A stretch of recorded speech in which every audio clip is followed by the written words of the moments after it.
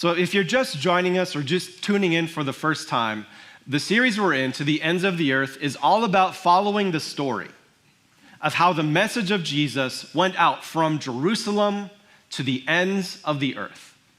And specifically, we've been looking through the spread of this message through a man named Paul.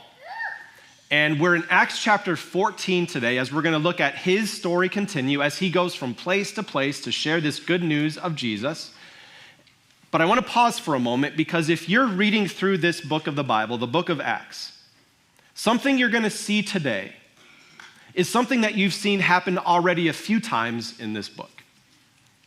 When Jesus sent out his apostles, Peter, James, John, and eventually Paul, he gave them the ability to do some really interesting things in addition to preaching the message. What we're going to see today is Paul actually heals a person. Like they're just sitting in church or sitting in a gathering, and Paul locks eyes with this guy, and he knows he has an issue, and he said, "You're healed," and he was healed. And I was thinking, that would be cool if we could do that, right? Like baptisms are miraculous. I don't want to undermine baptisms. Like we bring people up to the platform, we have a baptism, we cheer, it's amazing. What if we could also have healings? You know, like, hey, schedule your healing. We've got 2 available spots next weekend, and, you know, we could bring people up, and Pastor Ben and I don't know how we would do it, but somehow we would heal a person, then we'd all clap for what God can do, and then they'd go back to their seat. You know, wouldn't that be cool if we could heal people? Maybe that's been something you wish you could do, because you have someone in your life and you really want to connect them with the message of Jesus, but they're just resistant. They don't believe it. They're following a different path. And you said, God, if you would just let me show them your power, it would change them. Maybe you're the one who's been seeking that miracle. Maybe there's some doubts swirling in your mind, and you've been thinking, God, if you could just do a miracle through the person that you want me to listen to, you have me. Question is, why not do miracles today? Why not do miracles like they did back in Paul's day, back in Peter's day? Why not silence those who mock the gospel by doing miracles through those who proclaim it? And that's the tension we're going to dig into today as we see one of the reasons possibly why God might not make use of miracles today. And while we're going to come to the big conclusion at the end, I'm going to kind of give you a little bit of a nugget as far as where we're going. One thing I know happened with Peter and with Paul and the others is that every time they did a miracle, guess what happened? Miracles drew attention.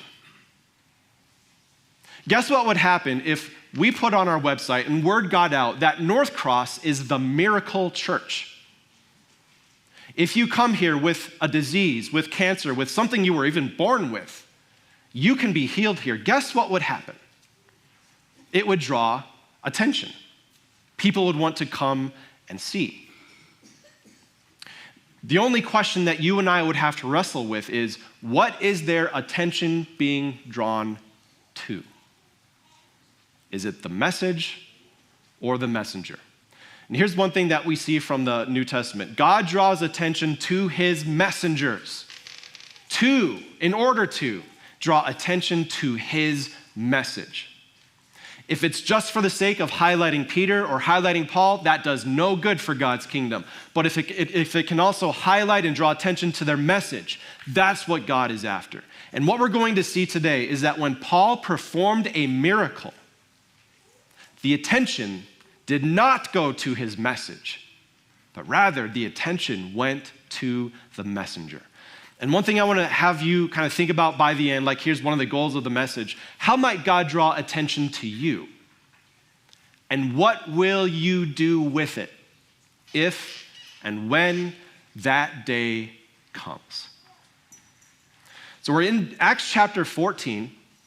In this series, we've been using this map to show all the different places that Paul traveled to share Jesus. And many of these places, he planted churches that we see reflected in the New Testament. Long story short, we're skipping over this place called Iconium in the north part of this yellow area. Iconium, it's in Acts chapter 14. What really briefly happened in Iconium is Paul and Barnabas, as usual, they went to the synagogue. They shared the message of Jesus. The Jews in Iconium didn't like it. They had this plan to kill Paul, and Paul and Barnabas said, okay, we'll just leave. And so they leave to avoid the threat to their life. They go from Iconium over to Lystra. Lystra is where we're going to spend most of our time today. And then at the very end of our text, they're going to go from Lystra to Derbe. So just visually, this is where we're at today. And we're going to jump into Acts chapter 14 to see what happened when Paul performed a miracle that drew attention to him, but unfortunately not his message. So to start with, in Lystra, there sat a man who was lame. Lame, for all you kids, lame means he couldn't move. He had something wrong with him where he couldn't function properly. It was nothing about anyway. He had been that way from birth. So here's the thing, he had been this way from birth. This wasn't like a recent development. It was this way from birth, and he had never walked. You know the joy of parents when you see your kids taking that first step? His parents never had that joy. His parents probably worried for him. What will his life be like? How can he function? How can he survive? And this was just a way of life for him. So he was a captive audience. He sat there listening to Paul as Paul was speaking. And we're not sure where this is. It doesn't say they were in a synagogue, so it seems maybe it was just a public square or a place where anyone could gather around and speak. But Paul was speaking, this man was listening, and Paul looked directly at him. Now, I feel awkward doing this in a message. You'll notice that I usually kind of glance around. People in the front row, you notice I never look at you. Like, I just don't want to make anyone feel singled out. But in this moment, Paul just, as he's speaking, like he just locks eyes with someone. Like he doesn't let go of, it's awkward, isn't it? But Paul is like staring at someone, and he sees something in him. Paul saw that he had the faith to be healed. Now, how do you see someone's faith? I don't know. Maybe it was the look in this man's face, and I've seen this look in people, like where they come week after week, and I can just see that even though there might be distractions, like they're locked in to God's word. It's like you can see their faith to some point. Maybe it was the look in his eyes, maybe it was the head nods or the smile, we're not sure, but Paul saw he had the faith to be healed. And by the way, it's not that he had a certain amount of faith that pushed him over the edge, but rather it was who his faith was in. It was the object of his faith that made him able to be healed. And when Paul recognized this, he saw someone that didn't need to be imprisoned by their physical condition any longer. He saw he had the faith to be healed, and he called out, "Stand up on your feet." And at that, the man jumped up and began to walk. Everyone in the city, in that area, knew this man's story. It wasn't a recent development that he was unable to walk. He physically could not walk, and yet in this moment, a miracle had happened. And you might think, again, wouldn't it be nice if we could do that today? If I could lock eyes with people just during a message and say, you have the faith to be healed. Your marriage has the faith to be reconciled. Whatever it is, your issue, God can fix it. Wouldn't that be powerful? What do you think Paul was expecting in this moment as these people watched this man jump up? I'm sure Paul was grinning because this was an opportunity to bring attention to the message he had been sharing, that God became flesh and dwelled among us, that he took our place in sin, he sacrificed himself on a cross, and he rose again. You're good with God. And he was delighted that this miracle was an opportunity to show the power and the grace and the mercy of God. But that's not what happened. This miracle brought attention to the messenger, but not the message. When the crowd saw what Paul had done, they shouted in the Lycaonian language. In other words, what they're about to say, Paul and Barnabas did not understand. The gods have come down to us in human form.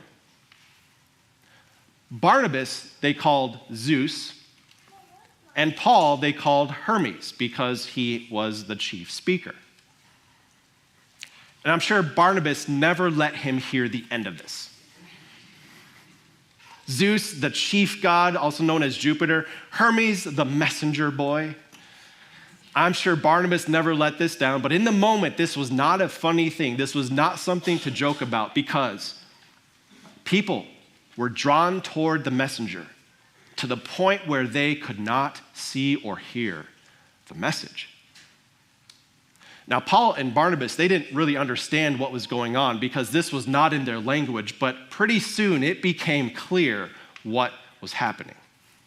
The priest of Zeus hears about this. The priest of Zeus, whose temple was just outside the city, brought bulls, so animals, and wreaths, things that were decorative that you would, in their tradition, in their culture, this was part of a sacrifice to their god.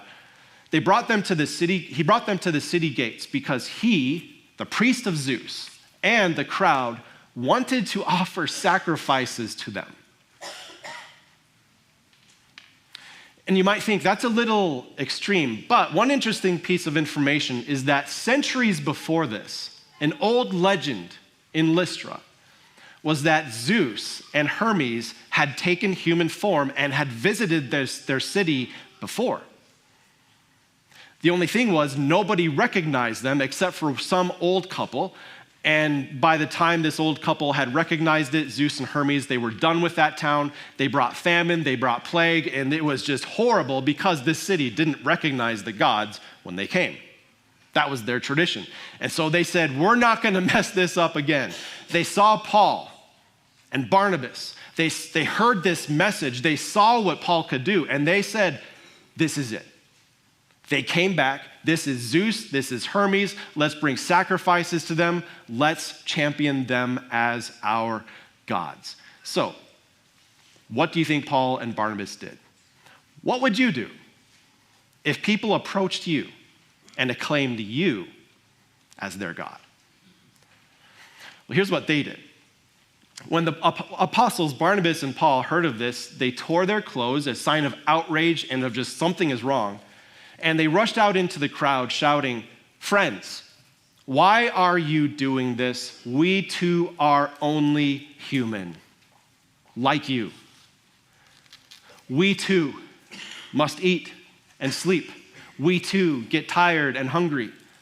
We too will one day die. We are only human, just like you. Why are you treating us as if we're on a different level? And yet, the crowds persisted. So Paul continued. We are bringing you good news, telling you to turn from these worthless things. Just pause there. What are the worthless things that they're talking about? At best, the bowls and wreaths that they were offering to their gods. At worst, they're actually referring to Zeus and Hermes, referring to their gods as worthless, empty, meaningless, powerless things. We're inviting you to turn from this, from what you're doing, and to the living God, the one who made the heavens and the earth and the sea and everything that's in them. We have a different God that you've never heard of, the true, the living God. So we're inviting you to walk away from what you're doing, but the people persisted. So Paul continued. In the past, God let all nations go their own way. In other words, God didn't send out prophets into the entire world to talk about law and gospel, sin and grace. He didn't send messengers out, but now that Jesus had come, God is now sending out these messengers, these apostles.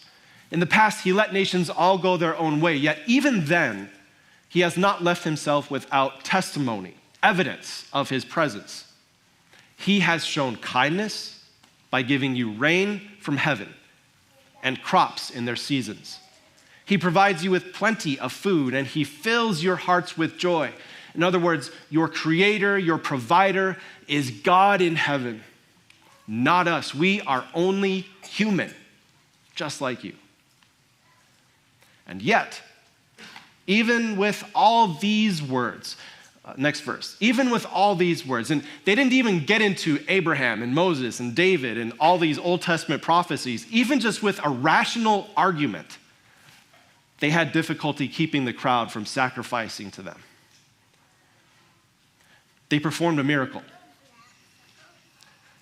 and it got attention.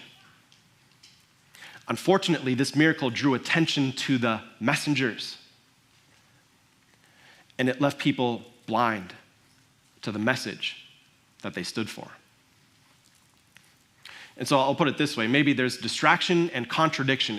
If Paul and Barnabas were to allow this sacrifice, if they were to go through and say, okay, like you're kind of working out your own thing, we get it, so yeah, go ahead and do your thing, then let's talk more about what Jesus is. If they had done that, at best it would have been a distraction from the good news that they came to bring, because it would just welcome the focus on the messenger instead of the message. And what we all know is this would have been a contradiction to the good news that they came to share. That God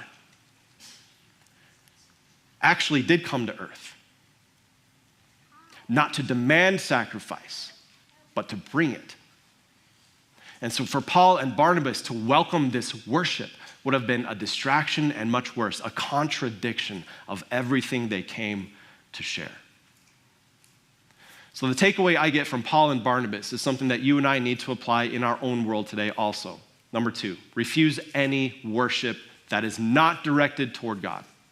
Refuse any worship that is not directed toward God. And you might be like, cool, we're good. No one has brought me bowls and wreaths lately, so I think I can check that one off. No one is, worshiping me like God. But the thing is, this can be a little bit more cryptic, a little bit more hidden. Worship is any time someone looks at you as the sole provider of only what God can give. To worship someone is to tell them, if it weren't for you, I would be nothing. I would have nothing. To worship someone is to say, oh, thank goodness you're here. Now life can continue. To worship someone is to have your life revolve around them. Now, I know this gets tricky because in human relationships, there are some really close relationships where if something were to happen, it breaks part of you off and it hurts. But at the same time, there's a difference between loving one another like Christ loved us and worshiping someone as if they are Christ, as if they are God. And maybe there's some people in your life that are doing that to you. I'll start on a very small scale. One way that a lot of people experience this is when they have kids. Guess what? When you have a baby, a child, their entire world revolves around you. And the good news is there will come a day when they can be independent and they don't need you for everything. But isn't it kind of interesting that for a moment there, it feels good to have someone that's dependent on you, to have someone whose world revolves around you. Sometimes you see this in dating relationships where someone is so connected, so intermingled with someone else's identity that it's like they begin to worship them. There's so many different ways this can happen in someone's life, but maybe something to keep in mind this week. Would you be aware of the different ways people might be directing worship toward you? Maybe not through bowls, but maybe through affirmations. Maybe not through wreaths, but maybe through excessive thankfulness. And as we recognize that, let's redirect. Be ready to redirect people who maybe are beginning to idolize you. Some examples of this. First of all, for me personally, something weird happens when your church has a YouTube channel. And people watch you online after a while, and then finally they come in person, and I see it in their eyes when they're coming up to meet me. It's like they're starstruck a little bit. And by the way, no judgments if that's been you, but it's kind of funny because when people are like, oh, I've seen you online, and they're shaking my hand, like whenever my wife is standing nearby, she's like, they do not know my husband. Or I'm also one of the contributors for this amazing ministry called Time of Grace. And this amazing organization has all sorts of different contributors, but sometimes people come up to me and they're like, wow, I've seen you online. This is really cool. I really love it. And part of me is like, good. And part of me just feels like, are we getting close to that line where someone is starting to idolize? I don't think so, but I tend to play it safe. And here's how I redirect. If someone says, wow, this is so amazing what you do, what I usually do is, and maybe you've experienced this, so I'll say something like, isn't it amazing what God's word can do? when we dig into it and apply it to our lives. Let's redirect to where the focus should be. Isn't it amazing to see what Jesus can do when we come together and do his work? I was recently at a dentist's office, and the dentist was, doing their work or cleaning my teeth, and, so I can't really talk, but she's doing a lot of talking. And I could tell she was dropping hints here and there, directing me. She didn't know I was a pastor, but she was kind of directing me to her faith. She kept saying things like, I pray that, I pray that, I pray that. And not like in a really spiritual, religious way, but I could tell she was being intentional, directing anything that was going on in her life to what God was doing in her life. This can happen for you too. If people come to you with excessive thanks, if it's starting to feel a little bit icky, like, oh, they don't really know who I am, be ready to redirect to where our hope comes from, not the messenger, the message of power. Paul and Barnabas did their best. They pleaded with the people, don't sacrifice to us. And it was only after a rational argument, it seemed like they were finally able to kind of at least delay this sacrifice of bulls that the people wanted to give. But what happens next is crazy. In one moment, they're ready to treat Paul and Barnabas as gods. And in the next moment, here's what happened. Then some Jews from Antioch and Iconium, these are the previous two places they had just been at, they came and won over the crowd. Jews came over and won over some very non-Jewish people, some people who had a very different religious worldview, and yet the Jews were so jealous, they decided to target Paul and Barnabas. They won the crowd over, they stoned Paul, and then dragged him outside the city thinking he was dead. Usually Jews would bring people outside of the city before stoning them to death because a dead body is unclean. But in this case, they were quick to action. They grabbed stones. In case you're not familiar, hopefully we're all not familiar with the process. The idea was grab large stones and throw it at a person over and over and over again with the intent of causing deep lacerations, heavy bleeding, broken bones, fractured skull, for the point of killing them, murdering them. And that's what they did. They grabbed stones, they heaved them at Paul to the point where his body was limp. It appeared he was dead, and so they dragged him out of the city and left him. Here's my question. How do you go from worshiping someone as a god to murdering them? And the answer might be easier than you think. A number of years ago, I got a cell phone, a new cell phone. It was amazing. The screen was fast. The camera was awesome. Everything is just so quick. I'm like, this is it. I don't need any more phones ever. And I was so perfectly happy. I was praising this phone to everyone I saw. I'm like, hey, look what happens when I take a selfie. It's got a little thing that pops up. I'm like, this is really cool.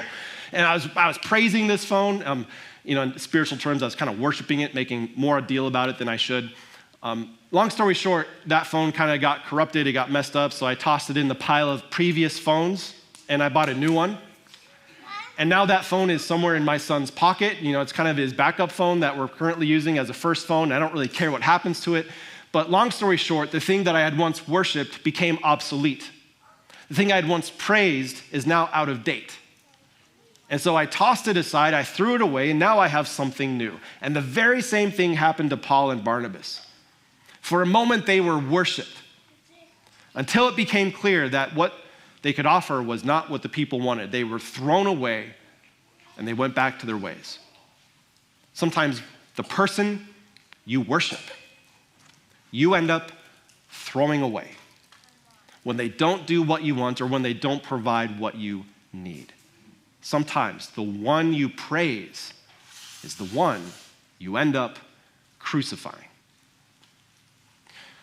But with Paul, after this had all happened, the disciples had gathered around him. I love this. He got up. He just got up. He popped up. He walked back into the city. And I don't know if it was like this big thing where he's walking down this main street like, hey, everybody, just pretending nothing was out of the ordinary. But somehow God had preserved his life, the life of this messenger, because what happened next was going to be an opportunity for Paul to continue to share this message. He went back into the city, and then the next day I'd be like, Paul, just lay low for a while, maybe spend a few days in the hospital. There's an attempted, execution of you yesterday. But the next day, he and Barnabas left for Derbe, which is the next place that you'll see in Acts chapter 14. This is incredible.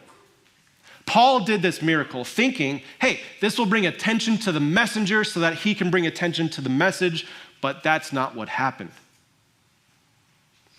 People put too much attention on the messenger. They couldn't even see or hear his message, and it led to people trying to kill him. Now, this would have ramifications in Paul's life going forward. But I think what's good for us too is just to take a moment to ponder what we're asking God to do in our lives. Do you want God to bring attention to you? Do you have a message that you want to share? One of the things I immediately become aware of is I basically say, thank you, God, that I can't do miracles because I don't think I could handle it.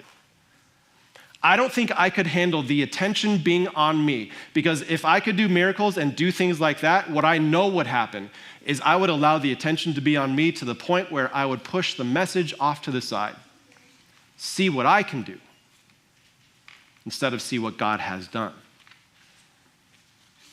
And inside of us, there's this darker side of us, isn't there?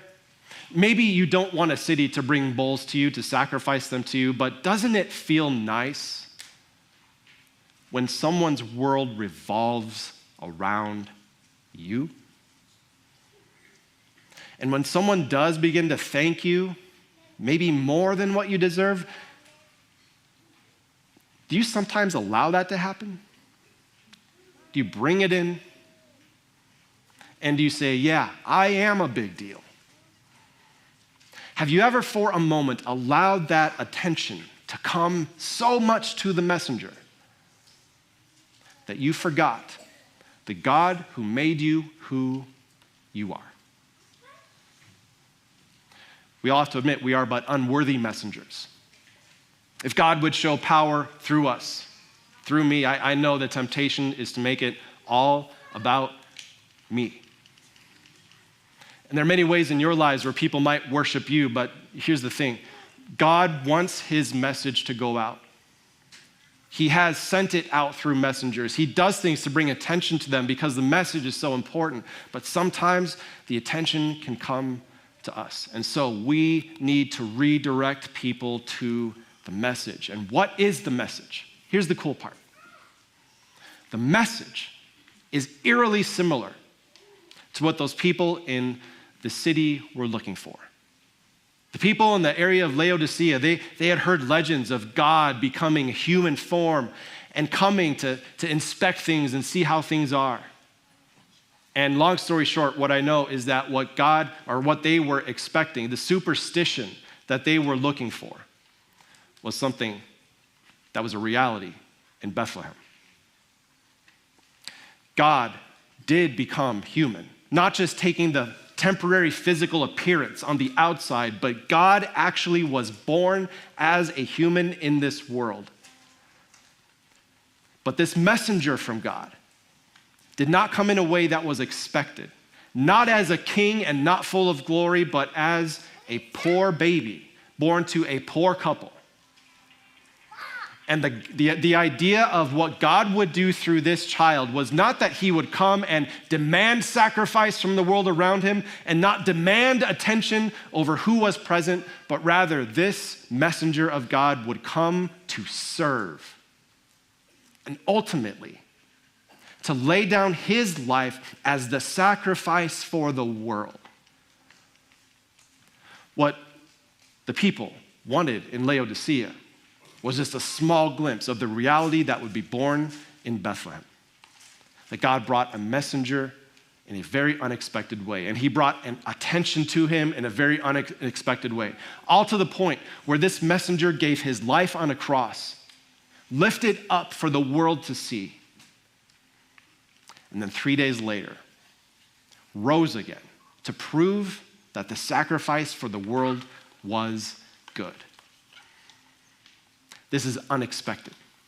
The way that God would draw attention to himself in this way and what God would do for us in that way. So what we also need to recognize is that God may bring attention to his messengers in unexpected ways, because that's what he did through Jesus, the message, the good news that we focus on. And the same might happen to me and to you. God might draw attention to you in unexpected ways, not through miracles, sometimes through failures. He might not just bring attention to you for your righteousness, but sometimes he brings attention to you because of your sinfulness. In unexpected ways, God can bring attention to his messengers, working through each one, sometimes through their brokenness, sometimes through their conqueror. And in every way, he allows them to be brought up in a way that the attention can go to the message that they stand for. I think of some recent stories, some recent things that happened. A family, extended family was gathering in a vacation home, and unfortunately 6 people passed away due to a fire, 3 different generations. Out of the ashes of that tragedy, those who remained had a powerful opportunity to share their hope in Jesus. Attention was brought to those messengers so that attention could be brought to the message.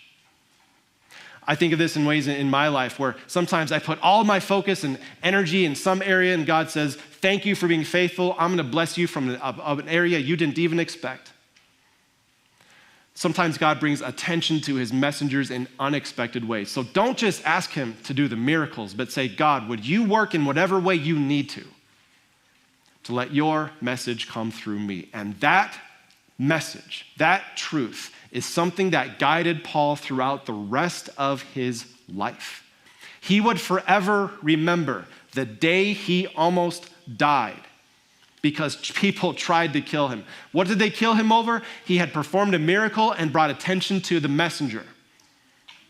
And so from that day, as he went to different areas, he was very deliberate in how he approached people. He didn't come off as proud or haughty. He didn't point back to his education or I'm an apostle of Jesus. He didn't lead with that. He was humble. He was just a conduit to a greater message that he wanted people to hear. Here's what he told a different church, a different congregation after this happened. He said, when I came to you in Corinth, I didn't come to you with eloquence or human wisdom as I proclaimed to you the testimony about God, for I resolved to know nothing while I was with you except Jesus Christ and him crucified. One messenger, one message. I came to you in weakness with great fear and trembling. And he goes on. My message and my preaching were not with wise and persuasive words, but with a demonstration of the Spirit's power, with his word, so that your faith might not rest on human wisdom, but on God's power. This messenger got it. He wanted to be a clear window through whom people could see Jesus behind him. He wanted to be an open door that people could walk through and find God and learn about him.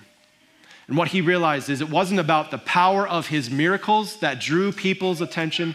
It was the power of the message. Number 4, the power of the message comes from the message, not the messenger. So important for us to remember today that when it comes to sharing Jesus, yeah, God might bring attention to you. If he does, that's going to be a burden for you to carry. But God might bring attention to you in unexpected ways. Ways you maybe weren't thinking, weren't planning, weren't intending for, but he can use them because the power comes from the message.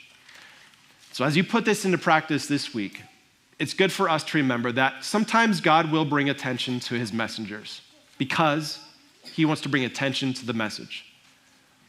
And as we remember that, what's important for us to remember is that there will be times for us to direct people to God, to redirect worship that's supposed to be for God and send it to God. Sometimes we'll have to be careful with who's idolizing us and maybe who we're idolizing. Make sure we're getting that straight because the power doesn't come down to us. It comes down to the message that we share. Christ and him crucified. And we'll pick it up there next week as we continue to see how Paul works through this humble messenger of Paul and how he works through us as well. Dear Father in heaven, as we think about the truths we talked about today from Acts chapter 14, how powerful it is that you were able to do miracles through Peter and Paul and the other apostles as a way to bring attention to the messenger and the message that they shared. We know that you can work in unexpected ways to bring attention to us so that we would have a chance to share the hope that we have in him. Our hope is something this world can only dream about, that God actually did come down, took our place in sin, became the sacrifice in our place so that we are right with you. Help us to always treasure this good message and to rely on its power to change people's hearts, beginning with ours. Thank you for your love and grace in Jesus. It's in his name we pray. Amen.